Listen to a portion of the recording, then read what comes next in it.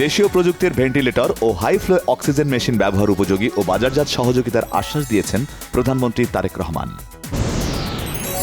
প্রধানমন্ত্রী তারেক রহমানের সঙ্গে সৌজন্য সাক্ষাৎ করেছেন জাপানের প্রধানমন্ত্রীর বিশেষ উপদেষ্টা উনো ইয়োশিমাসা। দুদেশের কৌশলগত অংশীদারিত্ব আরও সুদৃঢ় করার বিষয়ে আলোচনা। যে কোনো সময় রাষ্ট্রপতি নির্বাচনের জন্য প্রস্তুত ইসি, জানালেন সিসি এএমএম নাসির উদ্দিন। ভারপ্রাপ্ত স্পিকার ব্যারিস্টার কায়সার কামালের সাথে বৈঠক। দায়িত্ব গ্রহণের পর প্রথমবার বঙ্গভবনের ভারপ্রাপ্ত রাষ্ট্রপতি হাফিজ উদ্দিন আহমেদের কার্যক্রম শুরু। সই করেছেন প্রয়োজনীয় দাপ্তরিক নথিতে। দায়িত্ব ছাড়ার পর রাষ্ট্রপতির যে কোনো অপরাধের বিষয়ে আইনি ব্যবস্থায় বাধা নেই, জানিয়েছেন তথ্য ও সম্প্রচার উপদেষ্টা ডাক্তার জাহিদুর রহমান। মাদক বিরোধী অভিযানকে সামাজিক আন্দোলনে পরিণত করার আহ্বান স্থানীয় সরকার মন্ত্রী মির্জা ফখরুল ইসলাম আলমগীরের। ফিলিং স্টেশনের বাইরে দীর্ঘ সময় অপেক্ষা করেও কাঙ্ক্ষিত পরিমাণ গ্যাস না পাওয়ার অভিযোগ চালকদের। জ্বালানি খাতে আওয়ামী সরকারের লুটপাটের কারণেই এই সংকট, বলেছেন অর্থ উপদেষ্টা। ইসিকে আজ্ঞাবহ প্রতিষ্ঠান বানাতে রাজনৈতিক বিবেচনায় দলীয় নিয়োগ দেয়া নজিরবিহীন ঘটনা, অভিযোগ জামায়াতের সেক্রেটারি জেনারেল গোলাম পরোয়ারের। জুলাই গণ অভ্যুত্থান কেবল রাজনৈতিক দলগুলোর মধ্যে ভাগ বাটোয়ারা নয়, এটা ছিল সাধারণ শিক্ষার্থী ও জনগণের আন্দোলন, বলেছেন এনসিপির আহ্বায়ক বিরোধী দলীয় চিফ হুইপ নাহিদ ইসলাম।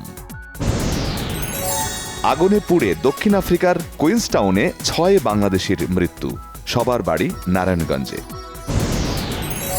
রাজধানীর মিরপুরের টিসিবির পণ্য নিতে গিয়ে দেয়াল ধসে 2 জনের মৃত্যু হয়েছে, আহত হয়েছে 7 জন।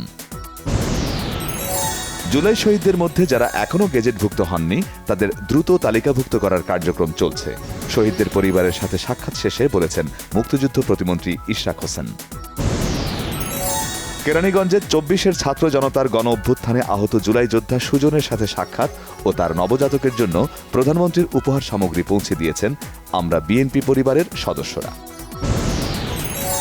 দুদকের মামলায় বাংলাদেশ ব্যাংকের সাবেক ডেপুটি গভর্নর এস কে সুর চৌধুরীর 3 বছরের কারাদণ্ড।